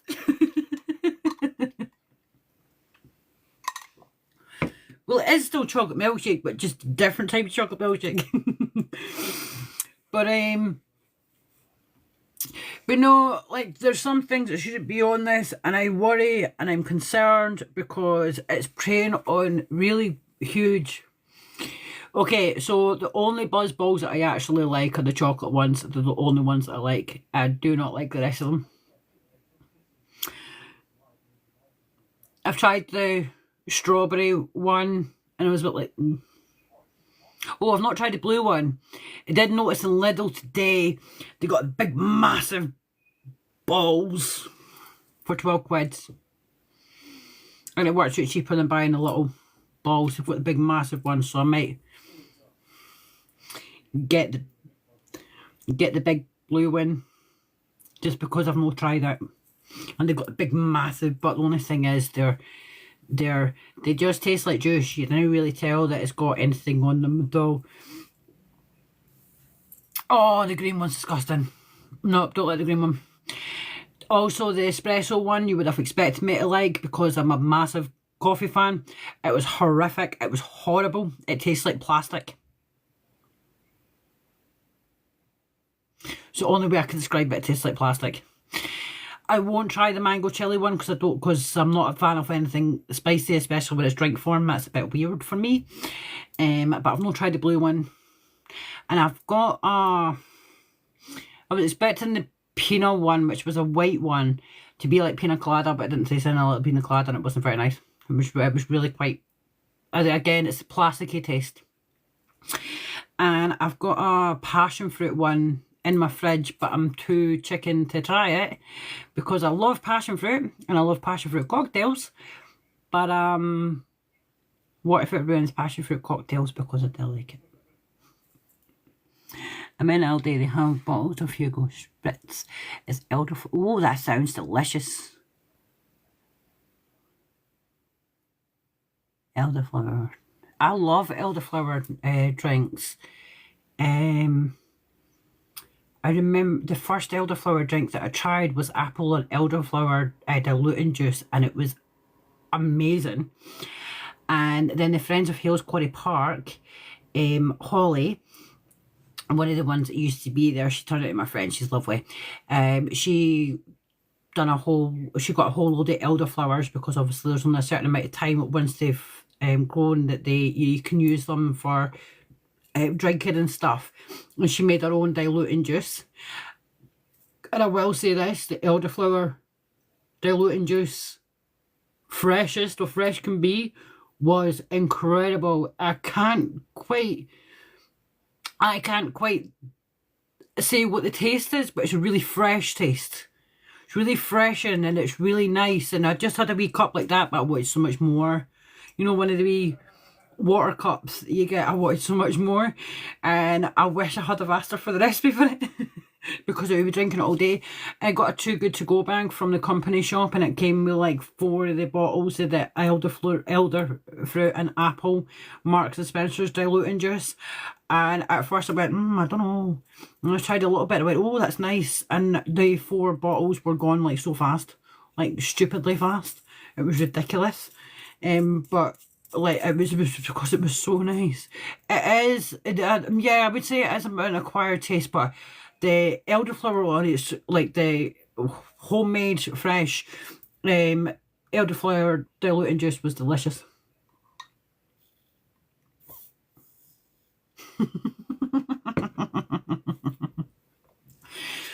Yeah, the buzzballs, the best buzzballs there is the... Let me show up when I found it. That was because of look.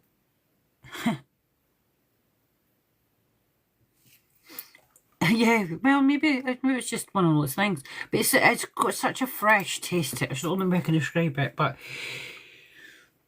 like I said, obviously, I really disagree with the way that vulnerabilities are played on here. We also have your Elphaba. Everyone knows who that is, right? We'll call them they for the purposes of this live, because I don't want to be accused of anything, and I don't want to be accused of misgendering. So we'll just call them they. They are very manipulative in what they do. And on their Discord, they were speaking to minors. And they had Elphaba claims to be transgender. They also now claim to be autistic. They have lied about having Tourette's in the past.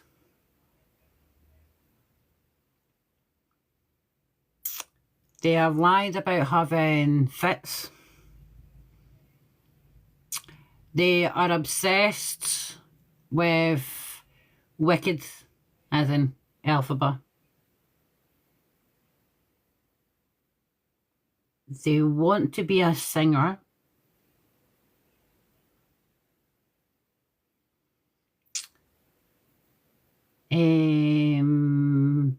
CLA, who is another one that likes to prey on vulnerable people. And I'm sorry if anybody's a fan of CLA here, but I'm really not. Had allowed Elphaba to stay with her for a little while. She was made homeless, I believe. And I do find the AI summary quite amusing at this precise moment, discussing the creator who used fake identities and targets minors. Yeah, so Elphaba had minors in their Discord and had allowed the minor to mod for them, which is concerning. I would never allow a minor in my Discord with a hell. No way. You have to totally be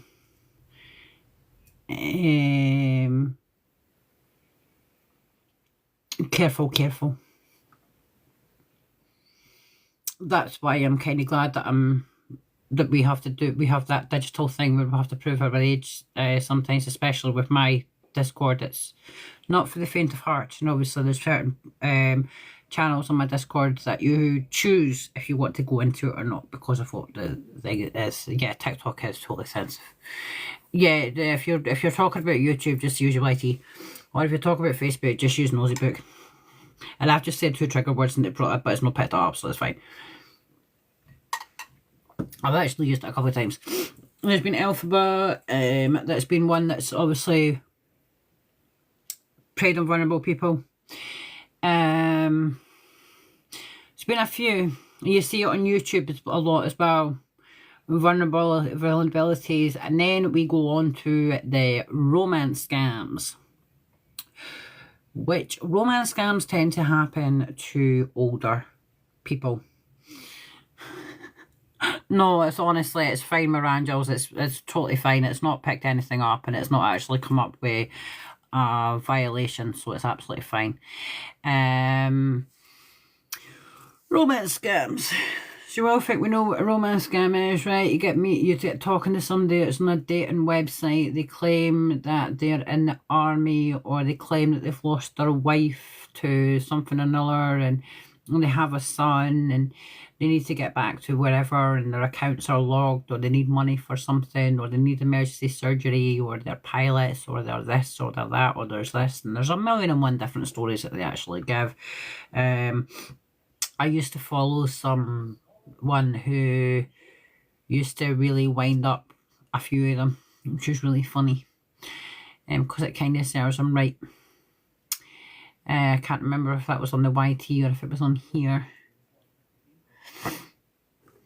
I don't understand how people can fall in love with somebody they haven't met, at least on a video call.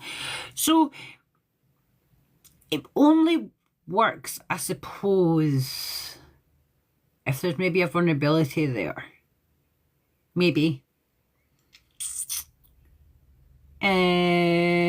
You can get a genuine emotional connection to somebody if you're talking to them every single day.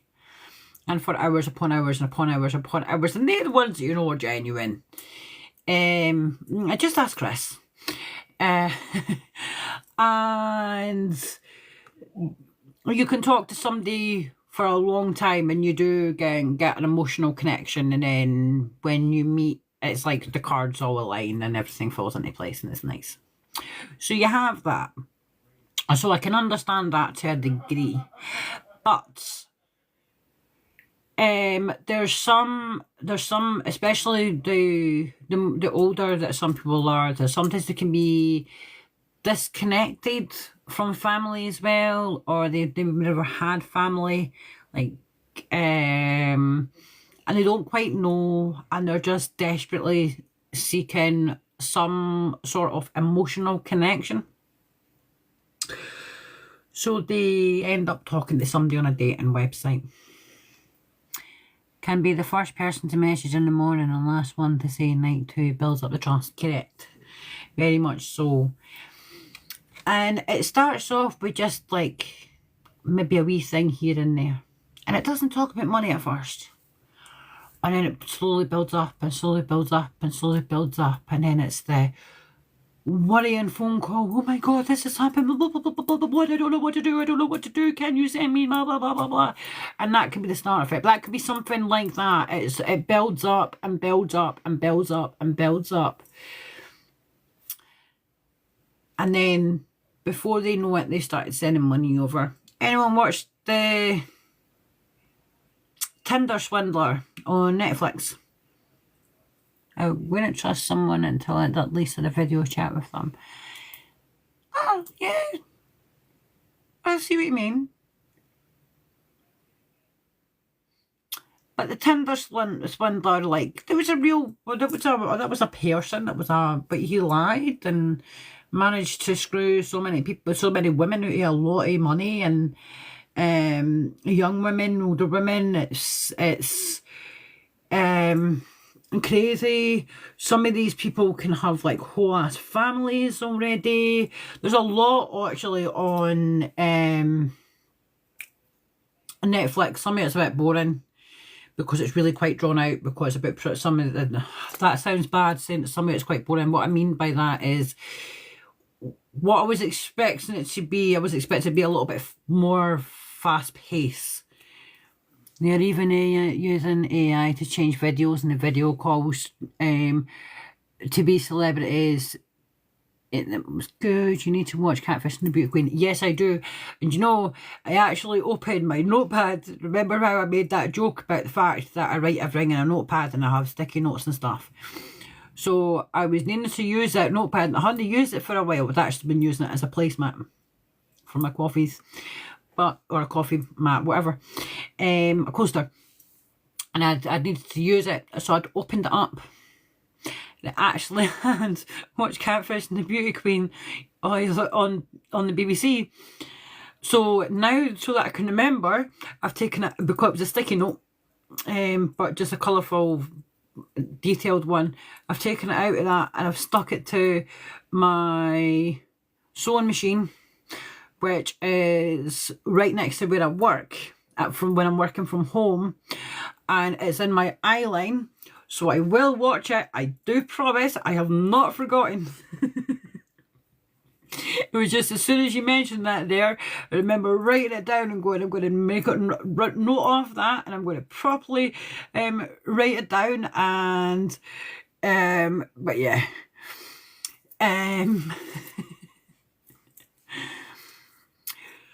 but no, I do. I can understand to a degree. I've also heard people about how people talk, like in the job that I do. Sometimes we do need to get back in contact. You do, it's good. It's a few episodes of the Tinder Swindler. I've heard them, and they genuinely do believe that this person is legitimate. I spoke to one person who thought that in order for them to get money, they had to give the other person their, and that's fine, their details for their bank account, and couldn't understand why I was asking all these questions. And I was literally like, got off the phone, I'm like, I'm not happy about this. I ended up phoning them back. They put the phone down on me a couple of times, but I wasn't giving up. Got in contact with powers that be, could then take over that, and they'll then speak to them afterwards to do follow-ups, just to make sure that they did understand what I was saying. But it can be really difficult from a general perspective for anybody that falls fair enough, that falls victim to these type things. And to be fair, I totally agree with it being shared, because I think we all just in general need to be talking about this thing, because obviously I've discussed minor safety and how easily, because they're vulnerable, how easily they can be you know, groomed like Celeste, for example, just because that's in the news right now. And then obviously how, thank you. We really are. We do our best. Banking fraud teams are generally pretty bleeding good. We do. We do our best. I will say, like, the training we get for things like that, and the things we have to watch, yeah. The training we get for it, and we get trained on everything. Well, no, but I'm on almost everything, we'll say, and we have to like really focus on what we're doing, and every customer is different, and you see a lot of the vulnerabilities as well, and sometimes it's really easy to pick up on, and you can literally be like, oh, not I don't trust this is wrong. Sometimes you need a second opinion, sometimes you actually need a third opinion, like, and sometimes we make a mistake, because you know what, we're human. But in general, like, we do our best to do everything to protect everybody, and but not all banks are amazing. Unfortunately, the banks that I'm with, when I was in my early 20s, my bank kept sending my card and PIN to a wrong address. I ended up in, no, didn't have to do a degree at all. I came in through an agency. So I was a chef for 17 years prior. I'd been trying to get out of the chefing for a long time, and I saw the job, and I'd say I'd been for interviews. I was getting knockbacks because everybody wanted experience. Everybody wanted experience. This application come up, and it was one of the 137 CVs that I sent away that week, because I was desperate. It was coming to the point I was absolutely desperate, but everything was, because it's still call centre work, so everything that I was going for was call centre work, because it was an easy way to gain access into something. And just so happened, you will laugh at this actually, like, so I didn't think I was going to hear back about that at all, right? Because I'd sent off 100 and odd CVs, like I wasn't hearing nothing back. Then randomly out the blue got a phone call, and it was working, and I was like, it's okay if I give you a call back, it's just I'm actually working at the moment, or can you call me back after 4, because that's when I finish. And they were like, yeah, that's absolutely fine. So I inadvertently did my STARS interview over the phone. So when I actually came to the face-to-face stuff, I didn't have to do a STARS interview at all. They just actually, sometimes it can be really boring if it's quiet. Do you know what? I sometimes think, you guys doing amazing, especially having to deal with anyone's position with trust, etc. God love them ones. Yeah, I mean, Angels, I know what you do for a living. You've got a pretty damn hard job as well. You know, like, so anyway, they told me, I'll come in at X time to an interview, and I had just bleached my hair. So you know that, so my hair, a lot of my hair took really well, because I'd already had blonde highlights, right? And I had a full head of blonde highlights. So obviously when I put the bleach on, I had sort of more whiter highlights. But a lot of it was really brassy, because it was the first time of like a full over, all over bleach. And I did have dark in my hair as well, because I've got, you can see them, I've got the greys, so I cover them up quite considerably. I'll need to get a picture, and I will show you all a picture of me blonde, because I was blonde for quite a few years. So I just bleached my hair, and on the day of the interview, like, I'd got myself ready, but I started to get really sick. I was nervous, because I had done so many interviews, and I was getting told time and time again, we need the experience, we need the experience. It was a really good interview, but we need the experience. next time apply for it earlier so you get the training aspect and blah blah blah. And it was do you know what, it comes to the point when you're going for interview after interview after an interview, you're eventually just like, I'm not going to get out of this. And I was so desperate to get out of being a chef. And I went, but I was like, I'll go along anyway, I'll see what happens. And then I'd missed a bus, and I'd sat down because I just missed the bus, or I was going to miss the bus. It was early, and I've sat down on my bed, and I clocked myself in the mirror, all dressed, makeup on, my hair was straight, even though it was a wild colour because it was obviously that initial bleaching. I'm early 20s, but I have dermatitis. Oh, I'm sorry to hear that. It sucks. And then I realised I could get 2 buses, but I had to be fast. I could imagine because peroxide and the stuff is really quite harsh on the skin. And then ammonia that goes into it as well, it's really quite burny. Imagine a dermatitis, wouldn't have liked that very much at all. But when I went along, for some reason, I remembered what I'd said to somebody else when they had been made redundant. A friend that had been made redundant for a job, and they were desperate to get another job, and they were desperate really fast because they felt like they were getting driven up the wall. And I said, fake the confidence. And I like auburn hair colour, it's nice. Because in certain lights you can get a cool redness. And obviously in other lights you've got that, it looks like you've got a deep brown colour. I went and initially tried to get into where all the staff go, not the main entrance, because thanks Google Maps. So I was actually late. I used to hate it. Oh, people are see you next Tuesdays. And in fact, there's so many people that try and dye their hair an auburn colour because they like the way that it looks in different lights. So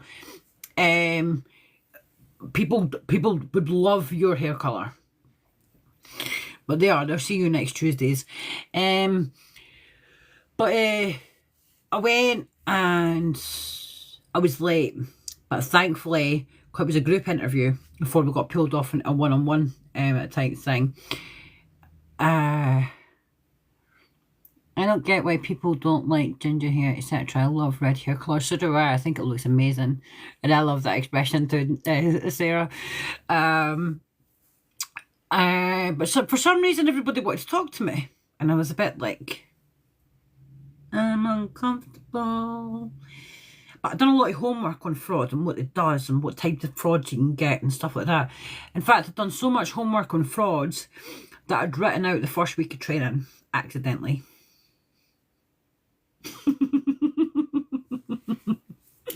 But I went and but I seemed to wow during this interview. Everybody wanted to talk to me, which made me feel really uncomfortable. I did a lot of compromise when it came to being saved on because it was obviously an experiment of, you know, it was to see how good you work as well in the team, and I did a lot of compromise because the woman that I sat next to kept going, you said to choose that one, I can't believe you went with me for choosing this one. And I was like, well, you gave a good argument, and that's what I kept saying. She was like, but if we had went with the way you said it, we would have survived, but because we went the way I said it, we died within so long. And I was like, no, this happens, this is part. It was just one of these silly exercises. You were never meant to get it 100% right. It was to see how you interacted. But then I got the phone call the following day to say I had a job, and I thought somebody was on the wind up and put the phone down on them initially. But no, it's a lot of training, and it's a lot of coaching, a lot of one-on-ones as well. And to be fair, I'm so thankful for my place of work because they helped me so much, especially after I got a diagnosis of having of being neurodivergent and having autism and ADHD, and so much extra coaching and some allowances, and special equipment to work with to make my job easier and to try to take away for distractions and stuff. And hopefully once I'm on ADHD meds, I might not need to use them as often. But for now, like, I totally appreciate my job. So as much as yeah, well, it definitely sounds to believe you can do anything. Actually, to be fair, it's true. I actually said afterwards, I was just like, because eventually I became relaxed enough that the confidence that I faked was just there. So I went from being stupidly nervous, sitting down on my bed, but then looking at myself in the mirror and going, "You fucking idiot, get the fuck up and get out to the interview." I literally said that to myself in the mirror. I was so pissed off at myself for even thinking that I should just sit down. And I ended up running for the bus. Because I had a few minutes to grab the bus and I ended up running for the bus. And it was the running for the bus that made me go, I do want this job. Because I wouldn't have run to catch the bus and would have just allowed that bus to go past for if I never wanted it. So it goes to show that, it also goes to show that it's for the what's for you will never go past you. And as much as it sucks to get knockbacks to interviews, sometimes it's great to get some really good feedback as well. Because I learned a lot about the stars interviews techniques. And it was so easy to do it over the phone. I never even realised that I was doing it. It wasn't until afterwards that the women went, "So you kind of accidentally did part of the interview that we would normally do face to face. This was only meant to be an informal chat. So we'll just put this down as part of your interview. I'll put it down as a telephone interview and you just come in for your other stuff that you need to do." And I was just like, fair enough. To be fair, like, sometimes the accidental things just happen. And, like, have I made mistakes when I've been doing my job? Yes. Is it normal? Yes. Have I passed fraudsters? Yes. Unfortunately. They devastate me every single time. Absolutely devastate me. The last time I passed a fraudster, that was when I had the burnout for it was a straw that broke the camel's back. Last year, after the diagnosis, with me realising that I felt like I was regressing because I was unmasking. I ended up being off sick for 6 weeks. And it was the passing the fraudster that made me go, nah, I need time off. I can't. And the doctor agreed. But I was doing my weekly review to see how I was doing. Rather than just being a straight 6 weeks off, I was getting weekly reviews just to make sure that the meds were helping and stuff. And that's when I got sent on anxiety courses and stress and anxiety management courses and stuff. So yeah, like, it's horrendous. Like, I take it to heart. It's really tough. It's not an easy job. People think that it is. People think, oh, you're just working in a call centre. How hard can it be? Aye, really hard. But I always wish that my bank were as good. My bank that I bank with were as good as who I work for, because on the scale I put mine as one of the top fraud specialist banks. But that's also because of what I've heard for the feedback as well from other customers that I've got dealings with, other financial institutions, and I'm not allowed to say where I work. And that's just my only thing that I can't say. All I'm allowed to say, I work for a financial institution that's a bank. So, no. Before anybody asks. But no, my job's good. It's difficult. It can be tough. I can get annoyed. I can come away feeling the most frustrated in the absolute world. I can say that I'm only doing it for a job and a paycheck, which, to be fair, technically we all do that when we're working. But thinking that I can make a difference is my driving force and determination to stay working. Also, it's done wonders for my health. It's probably saved my life. Actually, it did save my life, because if I was still a chef, I'd be dead. And it's helped me truly understand what neurodiversity is as well, and because I have to be empathetic, I have to put all judgment aside when I'm speaking to people as well, when they have been a victim of anything. It makes me want to fight to give victims a voice even harder, which is why it kind of helps me make content like this as well, when it helps me to be able to speak, and quite frankly in regards to vulnerabilities and stuff. I mean, young people are so, the vulnerabilities of them being is so high. The sextortion is such a horrible thing. It can happen to anybody at any age, but the age demographic that normally are sextorted is the minors, because they've been tricked into sending pictures to somebody who they believed was the same age as them, and they end up getting scammed out a lot of money. So that again goes into the whole vulnerabilities and stuff like that as well. Like I will say it, and I will say it again and again and again. Have the fallouts with child, grandchild, niece, nephew, little cousin, little sister, little brother, whatever. Have the fallouts, have the conversations.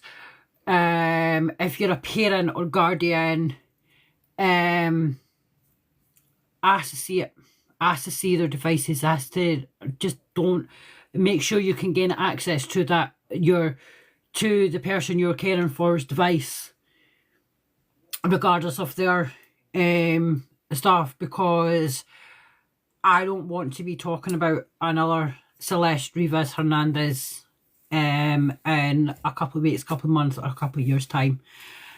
It's okay, I'm about to wrap this up as well. I've been on for a little bit longer than what I was anticipating. But I'll have those difficult conversations, shed the light on what's been going on as well, and be safe for yourself, but also keep everybody else safe as well. Good night, Sarah. Sarah, sorry. Thank you so much for being here. I'd also like to thank everybody for being here as well. I know I got very angry. I also know that I went a bit off topic by talking about a creator that has taken advantage of a vulnerability, but given the fact that they are in the same content creation field as I am, I had to discuss it because it is worrying. But it's worrying trends in regards to vulnerabilities that I do think that we as people just have to pay attention to. And if you do see something, say something, even if you are wrong. Wouldn't you rather be wrong than something bad happening? And on that note, I'm going to call it for this evening. I'd like to thank everybody for being here. If you do want to catch up with this live will be posted on my YouTube either tonight or tomorrow. If you're on my Discord, I'll obviously post a link of it being up there as well, so you can rewatch it or rewatch the bits that you want to see. You're more than welcome to do as such. Crime with... there was a Ram Charger from Pennsylvania. Sorry. Crime with Anne over, and it's crime_with_Anne and CWA are all capitals if anybody does want to catch what I've discussed. So thank you all for being here. Thank you for the taps. Thank you for the new follows as well. And thank you as well for the gifts. I appreciate absolutely everybody. I will see you all soon, and I promise this time it will be soon. And until next time, good night everybody. Thank you again for being here.